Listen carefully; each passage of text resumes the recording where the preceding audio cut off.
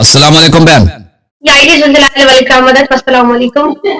السلام ورحمۃ اللہ. حکم کریں بہن, کہاں سے کال کیا آپ نے؟ جی بھائی, my self Maria الوی from Pakistan, فیصلہ آباد. جی سسٹر, حکم کریں, کیا حکم ہے آپ؟ لاسٹ ٹائم میں نے آ کے اور اس پر بہت سے لوگوں نے آپ سے کچھ سوالات کیے تھے. آپ نے کہا کہنا, پہلے آپ نے کہہ دیا کہ ٹھیک ہے جائز ہے کہہ سکتے ہیں, بعد میں آپ نے کہا کہ یہ نہیں کرنا چاہیے, یہ کفر ہے یا حرام ہے, آپ نے ایسا کچھ بتا دیا تھا. تو جناب آپ نے جو زیارت پڑھی تھی, میرا صرف سوال ہی ہے آپ سے, آپ نے جو زیارت پڑھی تھی جس میں آپ نے کہا تھا کہ ائمہ کے اور بہت سے القابات ہیں جن سے ہم ائمہ کو پکار سکتے ہیں, تو جو زیارت آپ نے پڑھی تھی مولا کی, مولا امیر المومنین کی, زیارت متعلقہ امیر المومنین, کتاب مفاتیح الجنان سے, اس کا ایک جملہ آگے والا جو آپ نے نہیں پڑھا, مس کر دیا, یہ اب پتہ نہیں آپ نے ایسا کیوں کیا, لیکن جناب وہ جملہ تھا پیج نمبر 676 پہ, وہ جملہ تھا عبد کا وابن عبد کا, عبد کی ضد معبود ہوتی ہے, اور یہاں پہ مولا علی کی معبودیت اور ہماری ابدیت ثابت ہو رہی ہے. تو آپ نے ایسا کیسے کہا کہ یہ کہنا جائز نہیں ہے یا مولا کو ذوالجلال نہیں کہنا چاہیے؟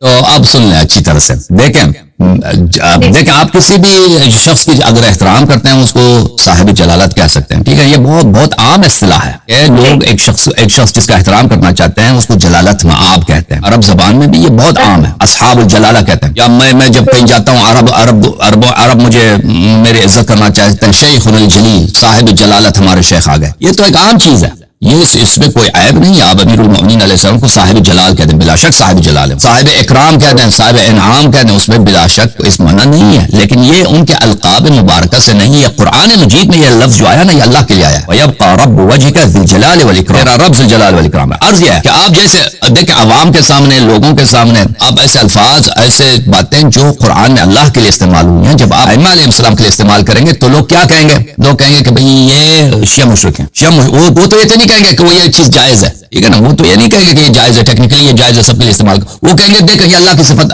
اپنے امام کو دے رہی ہے, کیا ہے. میں نے عرض یہ کیا تھا کہ ایسے انسان کو ایسا کام نہیں کرنا چاہیے جس کی وجہ سے انسان کی بدنامی ہو اور لوگ شیعوں کے متعلق بدظن ہو جائے, ٹھیک ہے نا. اس لیے میں نے کہا اب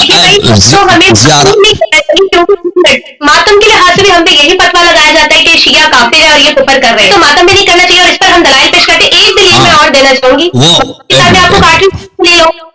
ایوب کا وجہ ربی کا ذوالجلال، اللہ نے قرآن میں یہ صفات اللہ کے لیے ہیں، لیکن تفسیر قمی میں پیج نمبر 680 پہ اسی آیت کی تفسیر میں مولا امام سجاد ذوالجلال والاکرام کا فرمان موجود ہے. مولا نے فرمایا رب کا وہ چہرہ جو ذوالجلال والاکرام ہے وہ ہم ہے، اور تفسیر میں بھی بالکل یہی اور تو رب دیکھیں یہ وجہ ربک ذی الجلال والاکرام، رب ذو الجلال والاکرام رب کی صفت ہے، وجہ کی صفت نہیں ہے. وجہ ربک ذی الجلال، یہ جو عربی جانتے ہیں ان کے لیے واضح ہے. عرض یہ ہے آپ قبول نہ کریں، آپ کہہ دیں کہ میں ذو الجلال والاکرام کہنا چاہتا ہوں، میں آپ کو نہیں روک سکتی، آپ جو مرضی کریں. میں نے کوئی شرعی لحاظ سے یہ معنی بھی غلط نہیں ہے، میں نہیں کہتا ہے غلط ہے. میں نے عرض کیا کہ اگر آپ یہ کہیں اس سے تشیع کی لوگ یہی سمجھیں گے کہ آپ کیا ہیں، آپ جو ہیں مشرک ہیں. جہاں تک ماتم کا تعلق ہے تو اس میں لوگوں کو پتہ ہے اس میں شرک کا کوئی جنبہ نہیں ہے، کہ ماتم شیعہ اتنے کر چکے ہیں دنیا میں ہر جگہ، اور ماتم تو ایک سنت ہے، ماتم تو ایک مستحب چیز ہے، اس سے تشیع کی بدنامی نہیں ہوتی. میں بہت سارے لوگ مثلا دنیا میں کہتے ہیں کہ آپ زنجیر نہیں کرتے، اس سے تشیع کی بدنامی ہوتی ہے. میں نے ہمیشہ یہ کہا کہ صرف تشیع کی بدنامی نہیں ہوتی، تو دونوں میں قیاس آپ کی غلط ہے. اب وہاں آپ نے کہا کہ زیارت میں عبد کا وابن عبدک، کہ میں آپ کا عبد ہوں. تو دیکھیں عبد میں عربی زبان میں عبد میں اور عابد میں فرق ہے. عبد بولتے ہیں بندے کو، یعنی غلام کو، غلام یعنی مملوک کو. میں مملوک ہوں، پیغمبر کا بھی مملوک ہوں، اللہ کے بھی مملوک، میں ملکیت ہوں ان کا، ٹھیک ہے نا. میں عبد ہوں، کس طرح سے عبد ہوں کہ رسول اللہ صلی اللہ علیہ وسلم جو حکم دیں، امیر المؤمنین علیہ السلام جو حکم دیں میں ان کا غلام نوکر ہوں. جو حکم دے مجھ پہ اس کا اجرا کرنا واجب ہے. یہ اس لحاظ سے عبد کہلاتا ہے. یہ اس معنوں میں نہیں کہ میں آپ کا کیا ہوں، میں آپ کا عابد ہوں، میں آپ کی عبادت کرتا ہوں. جب ہم اللہ تعالیٰ کی عبادت کرتے ہیں، یہ اللہ تعالیٰ یہ اللہ کے لیے یہ عابد ہے. عبد اور عابد میں یہ فرق ہے کہ میں اللہ کا عابد ہوں، اللہ میرا معبود ہے، میں نبی کا عابد نہیں، اور نبی صلی اللہ علیہ وسلم میرے معبود نہیں ہے. اسی طرح امیر المؤمنین علیہ السلام، اگر کوئی کسی کا یہ عقیدہ وہ مسحری کافر ہے، نجس ہے، تو بالکل جماعت مریم بھی اس بات کو ان کے علماء اچھی طرح سے سمجھتے ہیں کہ اگر کوئی شخص کہہ دے کہ میں نبی صلی اللہ علیہ وسلم کا عابد ہوں، اس کا معنی بہت مختلف ہے اس سے کہ میں اللہ کا عبد ہوں. ہم اللہ کے عبد ہیں، ہم اللہ کی عبادت بھی کرتے ہیں. ہم نبی صلی اللہ علیہ وسلم کے عبد ہیں، یعنی ان کے غلام، ان کے نوکر، ان کے فرمان بردار ہیں، نہیں کہ ہم ان کی عبادت کرتے ہیں. نہیں، اس کا مطلب یہ نہیں کہ وہ ہمارے معبود ہیں. تو یہ بات جو ہم نے کہی نا کہ امیر المؤمنین علیہ السلام ہمارے معبود ہیں، یہ سراسر کفر شرک. اور امیر المومنین علیہ الصلوۃ والسلام سے شخص کا جو بھی شخص اس طرح کا عقیدہ رکھے اہل بیت علیہ السلام کو اس پہ لعنت ہے. امید کچھ کہنا چاہتی اسی بات پہ کرتی ہے، لیکن میرا آج کا یہ ٹاپک نہیں ہے، میرا سوال کچھ اور ہے. یہ تو بس اس دن جب میں نے ذوالجلال والاکرام کہا تو مدعے کو ہائی لائٹ دی گئی، اس وجہ سے میں نے بات کی. میرا آج کا یہ مدعا نہیں، اس پر پھر کبھی بات کریں گے. میرا جو آج کا ٹاپک ہے وہ یہ تھا کہ آپ نے اپنے ایک لائیو سیشن میں کہا تھا کہ جو ائمہ طہارات ہیں، ائمہ صلوات اللہ علیہ، وہ ان کو بشری حاجات ہوتی تھی اور وہ باتھ روم بھی جاتے تھے. پھر ایک بہن نے آپ سے سوال کیا تھا کہ کیا قرآن کو باتھ روم میں لے جایا جا سکتا ہے، اس کے حوالے سے بھی آپ نے کچھ بات کی تھی. کرنا تو مجھے صرف سوال ہی ہے، لیکن اس سے پہلے آپ میری چند باتیں سن لیجیے، پھر اس کے بعد آپ کو جو بھی بولنا ہوگا آپ بولتے رہیے گا.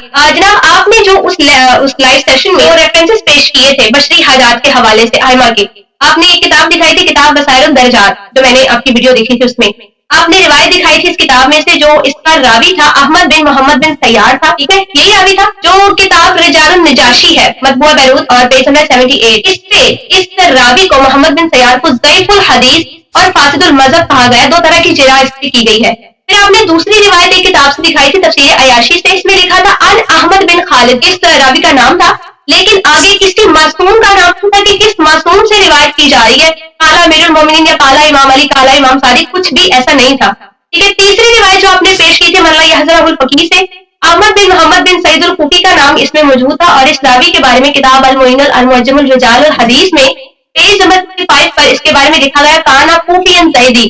محمد بن سعید الکوفی مذہبی طور پر زیدی تھا، اور آپ اکثر کہتے ہیں کہ آپ زیدیہ کی حدیث آپ پر حجت نہیں ہے. آپ رجال شیخ صدوق پڑھیں تو اربع کی راویوں میں جرح موجود ہے باقاعدہ. ٹھیک ہے، اس کے علاوہ آپ نے نوادر علی بن اسبات سے روایت پیش کی تھی، اس میں علی بن القاسم راوی موجود تھا، اگین وہی. اور کتاب موجود رجال حدیث جو کتاب ہے، اس میں پیج نمبر 423 پہ اسے انہوں نے مجہول لکھا ہے. پھر آپ نے جو 5ویں روایت پیش کی تھی اوکے سن لیں، ابھی سب میں سمجھ گیا.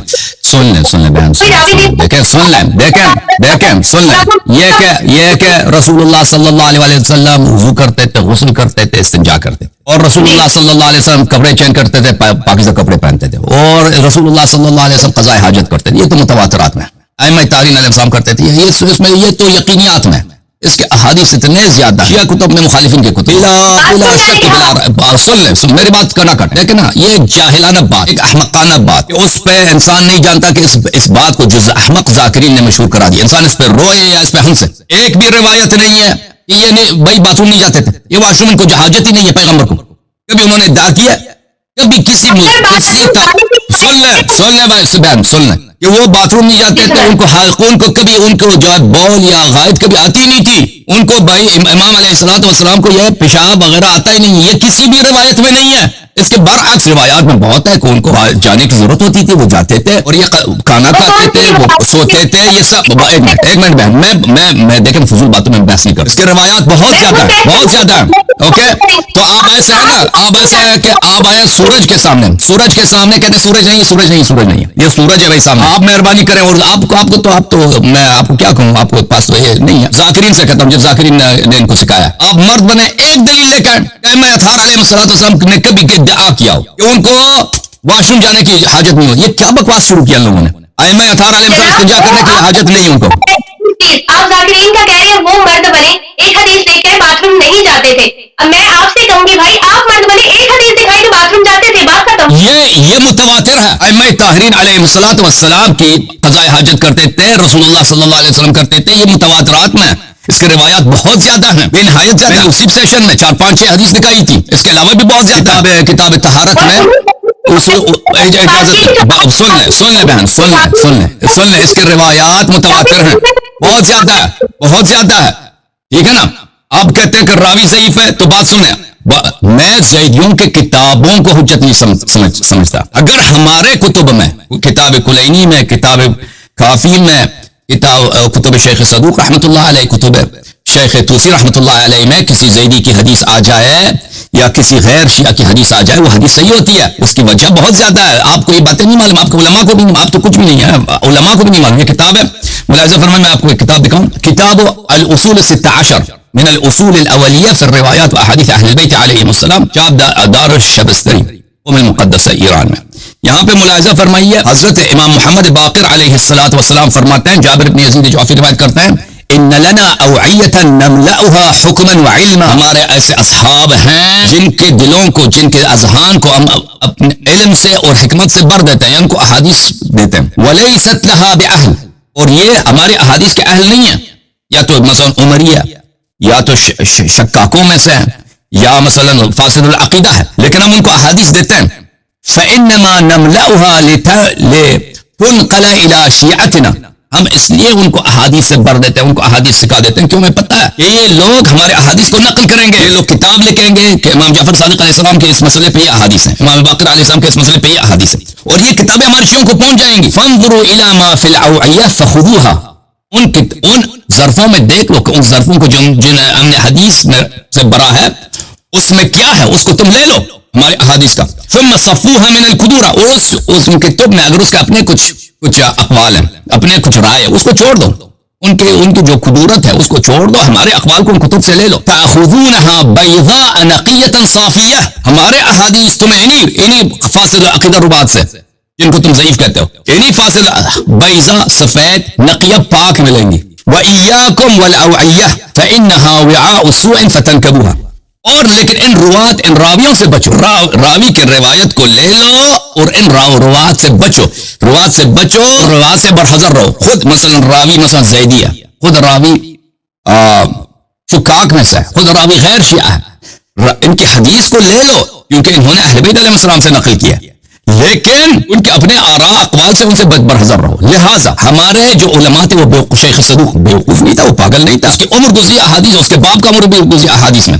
جس شہر میں پلا بڑا ہے وہاں پہ احادیث، بچے اس زمانے میں احادیث حفظ کرتے تھے، بچے جو ہے ہزاروں ہزار حدیث حفظ کرتے تھے. قم میں شیخ صدوق رحمۃ اللہ علیہ کے زمانے میں امام زمانہ علیہ السلام کی دعا سے دنیا میں آیا. مرحوم کلینی پاگل نہیں تھے، بیوقوف نہیں تھے کہ انہوں نے اس مقدمے میں لکھا کہ میں ایک ایسا کتاب لکھوں گا کہ جو شیعوں کی اصول اور فروع کے لیے کافی ہو، پھر اس میں احادیث لائیں بھائی ہر طرح کی حدیث، کسی کو پتہ بھی نہیں چلے کہ کون سی حدیث صحیح ہے کون سی غلط ہے، ٹھیک ہے نا، اور اس میں وعدہ دے دیں کہ میں صحیح احادیث لے کے آتا ہوں، پھر وہ خود بھول جائے، غلط احادیث میں داخل کریں.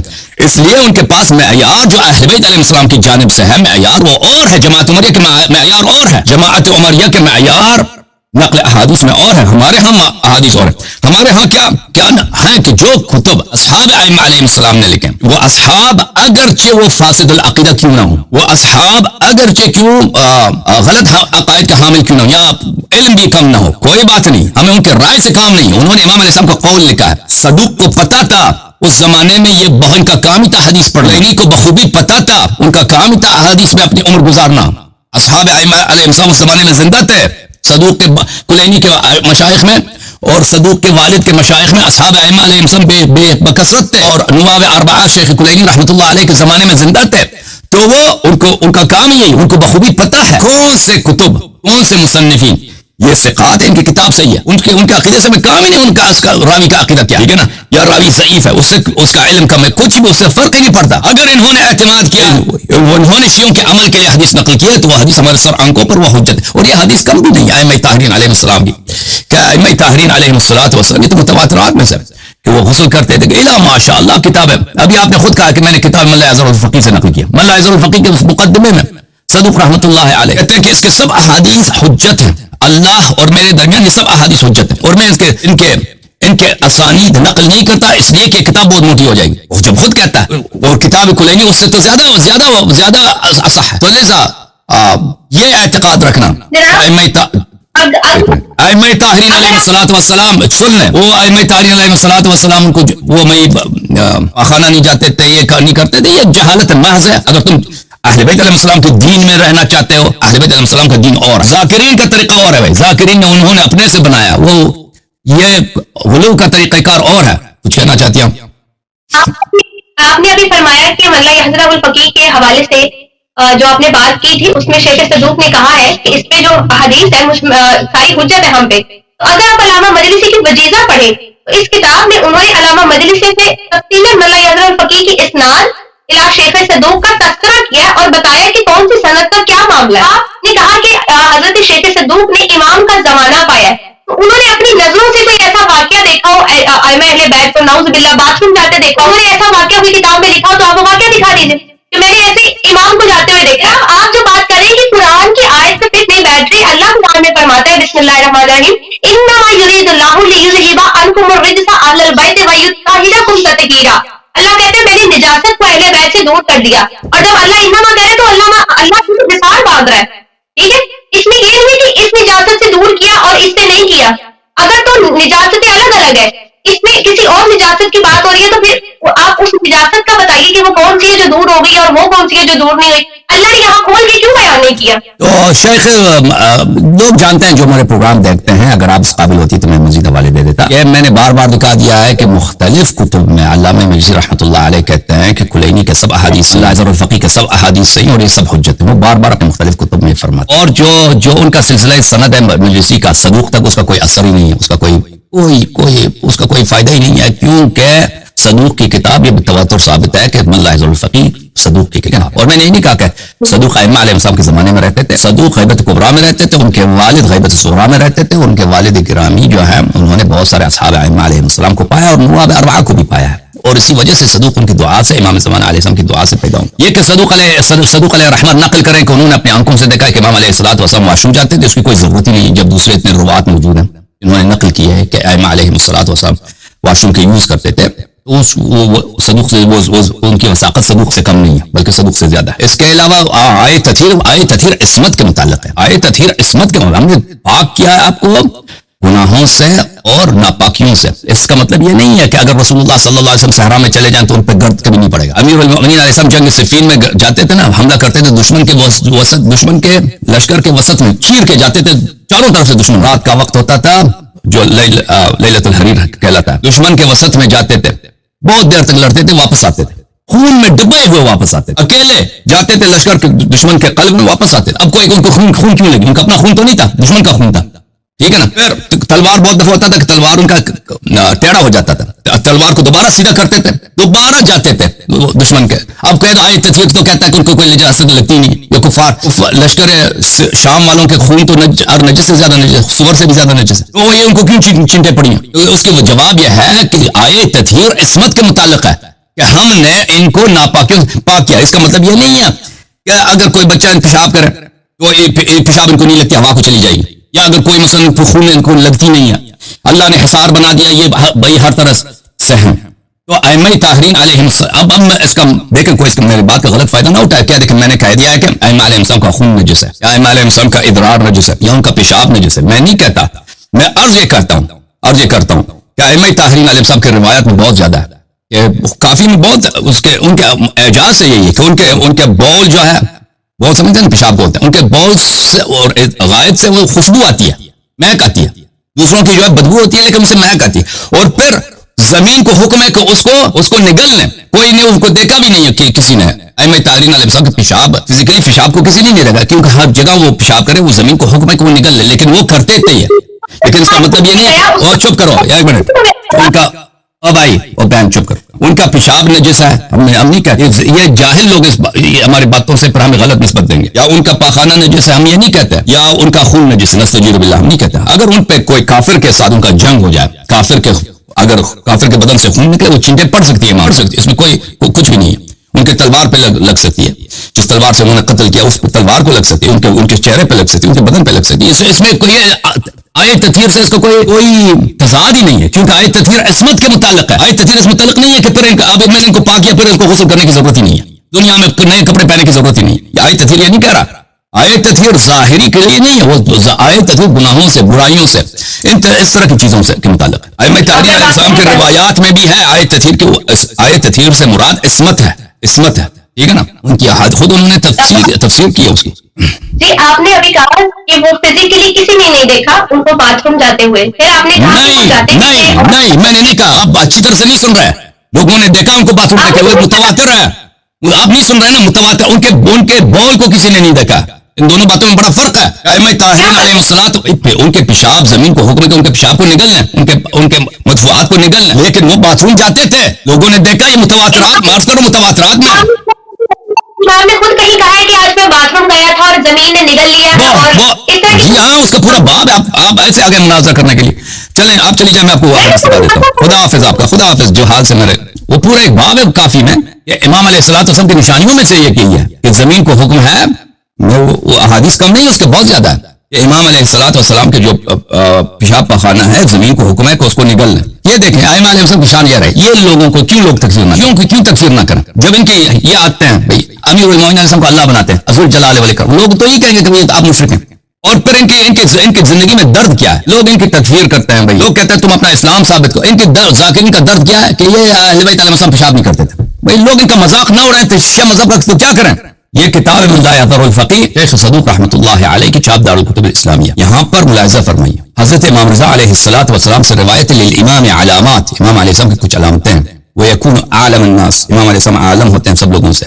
واحکم الناس واتقى الناس, سب لوگوں سے زیادہ بہترین فیصلے سنانے والے, سب لوگوں سے زیادہ باتقوا, سب لوگوں سے زیادہ حلیم, سب لوگوں سے زیادہ شجاع, سب لوگوں سے زیادہ عابد, سب لوگوں سے زیادہ سخی, اور اس طرح بتاتے ابل. ولا يحتلم, امام علیہ السلام کو احتلام نہیں ہوتی ہے. جنابت اور احتلام اور, آپ جانتے ہیں نا الفاظ کے معنی, احتلام اور ہوتا ہے, جنابت اور ہوتا ہے. احتلام یہ ہے کہ انسان کو خواب کی حالت میں جنابت ہو جائے, وہ امام کو نہیں ہوتا. ولا يرى له بول ولا غائط, امام علیہ السلام کی بول اور غائط, پیشاب اور بڑا پخانہ, یہ کوئی نہیں دیکھتا, کسی کو نظر نہیں آتا. کیوں نظر نہیں آتا؟ لأن اللہ عز وجل, کیونکہ اللہ تعالیٰ نے قد وکل الارض بابتلاع ما یخرج منه, اللہ تعالیٰ نے زمین کو حکم دیا کہ میرے حجت سے جو مدفوع نکلتا ہے تم اس کو اگل لو, تم اس کو بلع بولتے ہیں اگلنے کو, سوالو کرنے, زمین کو سوالو کرنے کا حکم ہے. سوالو سمجھتے ہیں نا, اگلنے کا حکم ہے. یہ اللہ تعالیٰ کی جانب سے زمین کو, یہ سری نہیں ہے. ائمہ طاہرین علیہ السلام قضاء حاجت کرتے تھے. یہ کتاب نوادر علی بن اسبات, یہ اس میں سے ہے,